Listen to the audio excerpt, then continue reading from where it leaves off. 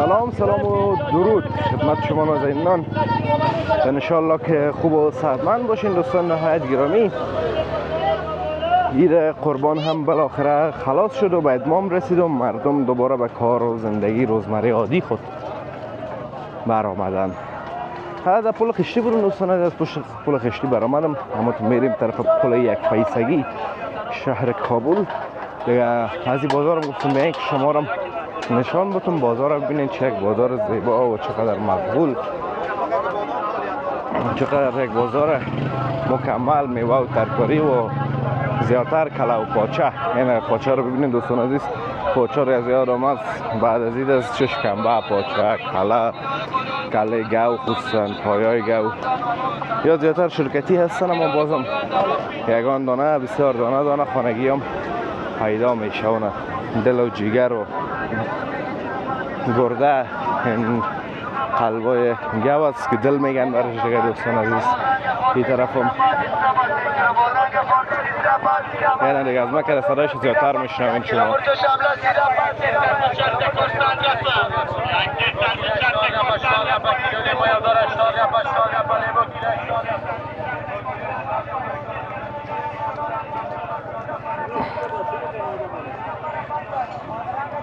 این طرف هم دوستان عزیز پلاستیک فروشی است.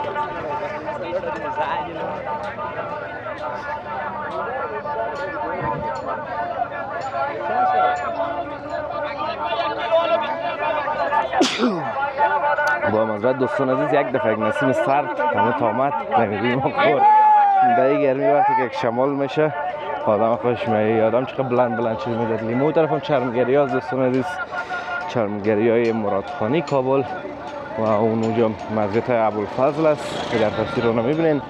میریم انشالله از نزدیک هم میبینیم.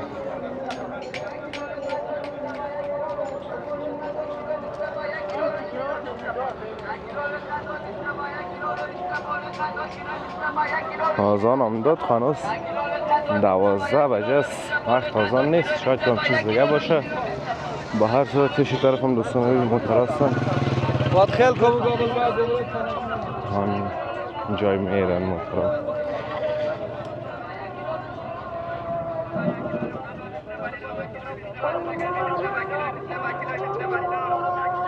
من فکر کنم آزان است. بعض از بیجه منطقه دوستان عزیز منطقه شیعه نشین است مرادخانی کابل.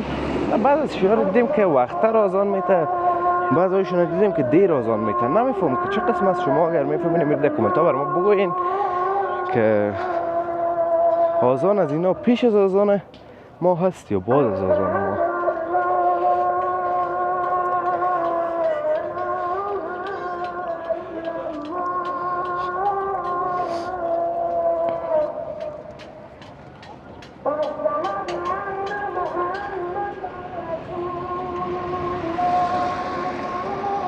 دو طرف همون چای خانگه که مرادخانی دوستان عزیز پابرجاست و دمو چای خانگه که خود هستن چای میخورن.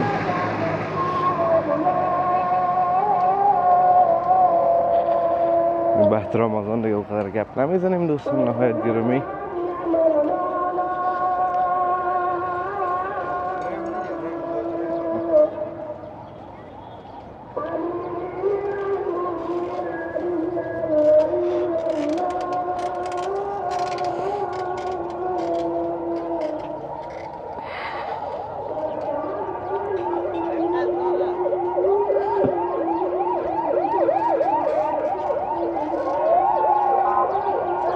امبولانساز دوستان عزیز بسیار بجاله میخواین برن، انشالله که خیریت باشه و کدام حادثه بد رخ نداده باشه.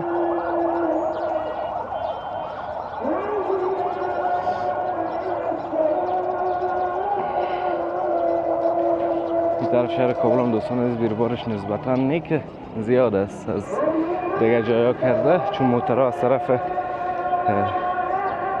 فراریاب میاین و میرن طرف پل محمود خان و از اون طرف برعکس همچنان بیربار یک زرگک زیاد است. رسیدیم دوستان عزیز پل یک پیسه شهر کابل تو نمیریم پیشم تو دور روی خوره دیگه، پس میریم طرف پل خشتی شهر کابل در ادامه ویدیو دیگه همراه ما باشین.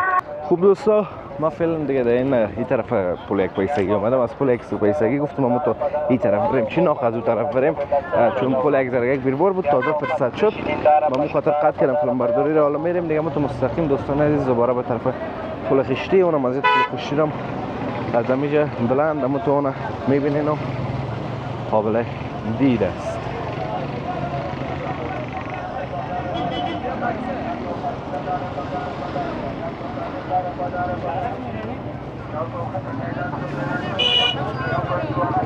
این طرف هم مثل از دو طرف دوستان عزیز خود یک بازار است، دو طرف دریای کابل خود یک بازار که مثل مقبول و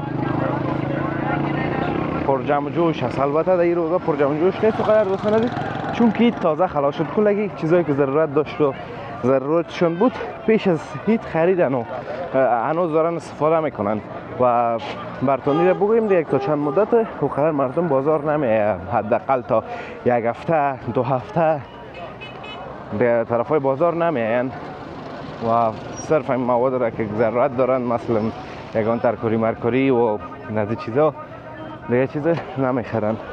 دوستان یک چیز را که میخوایم براتون بگیم که واقعا من نفرت دارم بوی از این مناطق است، خصوصا بوی دریای کابل قدر بد است، قدر بوی تعفن و خراب داره که چه قسم آدم بیخی از اوش میبره.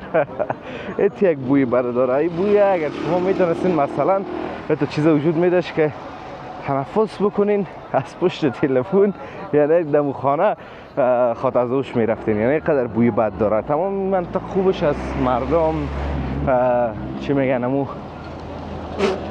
فروشگاه امی لوازم فروشی میوه و سبزیجات هم از اینا بهترین است.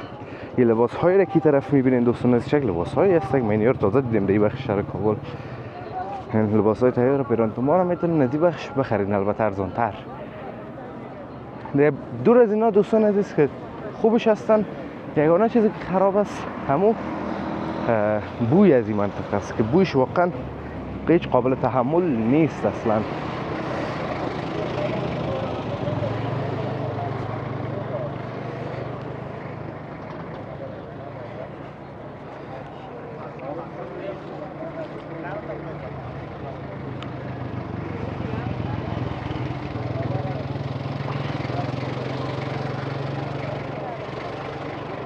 دوستان عزیز دیگه از سلو میریم اما تو با پیش.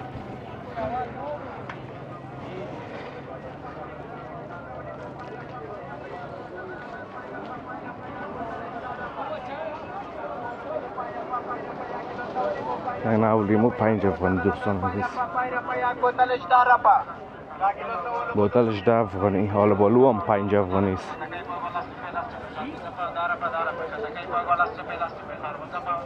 خونه دوستان عزیز پشتون مارکت و در پهلوش موبایل سنتر که در تصویر میبینین.